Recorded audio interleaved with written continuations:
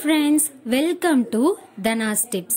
இன்னைக்கு நம்ம சுவையான கத்திரிக்காய் துவையல் எப்படி பண்றதுன்னு பார்க்கலாம். இந்த துவையல் செய்யறதுக்கு தேவையான பொருட்கள்: பெரிய கத்திரிக்காய் 2. நீங்க எந்த கத்திரிக்காய் எடுத்தாலும் அது பூச்சி இல்லாம நல்ல கத்திரிக்காயா எடுத்துக்கோங்க.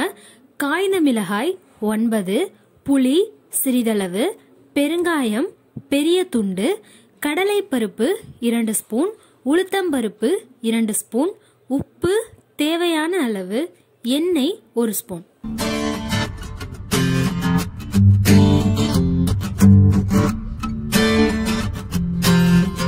நம்ம இன்னைக்கு துவையலுக்கு கத்திரிக்காவை அடுப்புல நேரா காமிச்சு சுட்டு எடுத்து செய்ய போறோம்.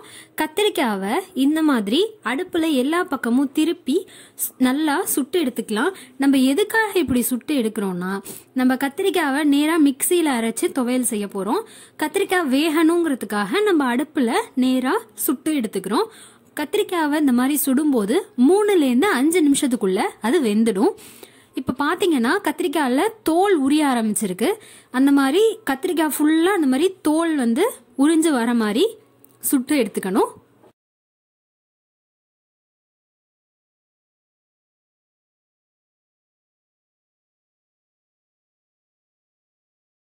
ஒரு கத்திரிக்காய நம்ம சுட்டு எடுத்தாச்சு. இப்ப அதே மாதிரியே இன்னொரு கத்திரிக்காயையும் சுட்டு எடுத்துக்கலாம்.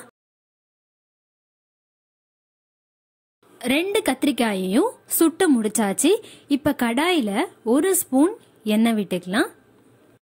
எண்ணெய் நல்லா காஞ்சதுக்கு அப்புறம் காய்ந்த மிளகாய், பெருங்காயம், கடலை பருப்பு, உளுத்தம் பருப்பு எல்லாத்தையும் சேர்த்துட்டு வறுத்து எடுத்துக்கலாம்.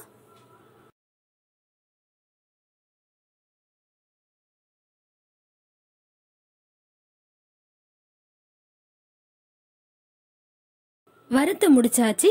இப்ப அதை ஒரு பிளேட்க்கு மாத்தி ஆற வச்சு எடுத்துக்கலாம்.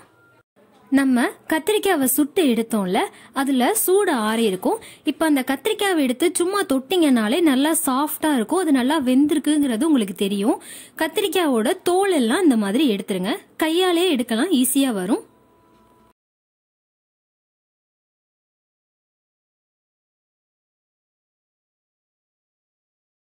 தோலை எடுத்ததுக்கு அப்புறம் கத்திரிக்காவை சின்ன சின்னதா கட் பண்ணி வச்சுக்கோங்க. இப்போ மிக்ஸி ஜார்ல நம்ம வறுத்த கடலை பருப்பு, உளுத்தம் பருப்பு, காய்ந்த மிளகாய் கூட புளி, உப்பு சேர்த்துட்டு கொஞ்சமா தண்ணி விட்டு அரைச்சி எடுத்துக்கலாம்.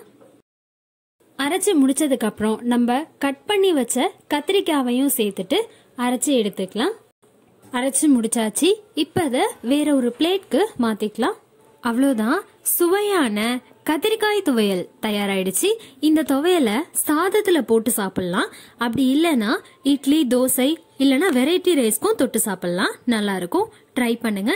ட்ரை பண்ணிட்டு எப்படி இருக்குன்னு கமெண்ட் பண்ணுங்க. சேனலுக்கு சப்ஸ்கிரைப் பண்ணுங்க. பக்கத்துல இருக்கிற பெல் ஐகானை கிளிக் பண்ணிக்கோங்க. தேங்க்யூ.